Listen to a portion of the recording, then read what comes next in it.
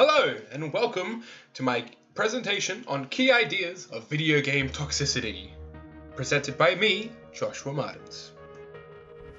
Now, one can say that people have the tendency to act in a certain way that sparks negative attention amongst themselves because of one person's actions.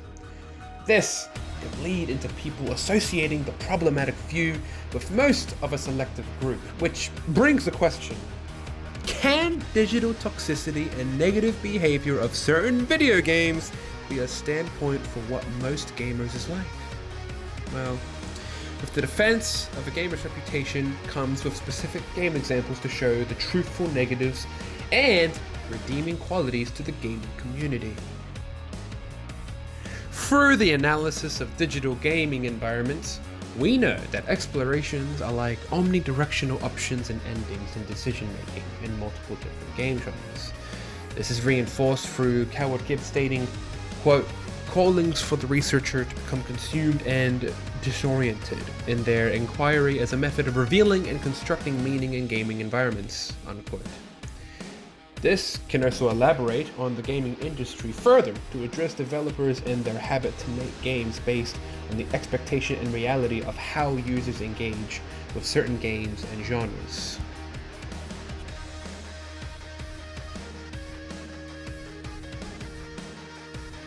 With the knowledge of the behavior that is present in most online games, one can begin to presume and acknowledge any logical responses to any toxicity encountered online. Castronova states that, quote, "we encounter the same warped reality effect that also bedevils quotidian concepts in business, economics, and politics. So, should the theft of a gold piece through the legitimate means of a game be considered theft?" End quote. We know that the threat of toxicity dwells into the mind as well, so negative mental behavior can prove to be a threat. However, to change that properly would also require the comfortable and fun lifestyle that gamers have in the synthetic world, as it's the only thing keeping them there. So I guess you can say it's fair to say that the best method to keep the state of the synthetic world in check is to deliver passive forms of etiquettes and recommended styles of positive online behavior, rather than authoritarian methods of aggressive and enforced rules.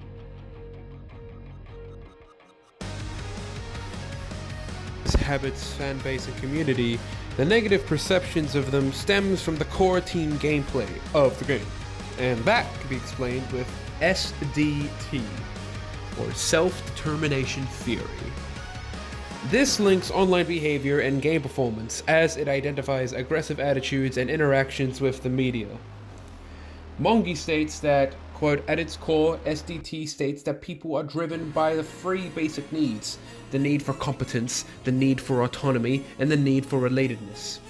People are highly motivated to satisfy these needs, and satisfaction of these needs provides the foundation for broader psychological well-being," similar to global social media and how it influences its users.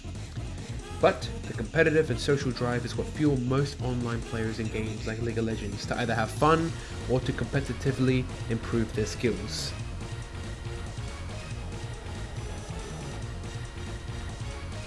Now, the whole point of video games can be boiled down to just wanting to have fun, a chance to achieve something that is separated from the sometimes brutal chains of everyday reality so that gaming can be something meaningful.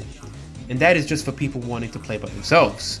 So creating collective experiences with a friend almost always makes gaming better, even if it's a stranger online. The authors of the source that I use for this point discusses the users and gratification theory, or UNG, where three categories are specialized to display the motivations for playing online games: achievement, social, and immersion, similar to the previous point I made. It is also important to note the beneficial side to gaming, where while there is evidence for things online to turn bad, the negativity only limits itself to the player, not the community in general.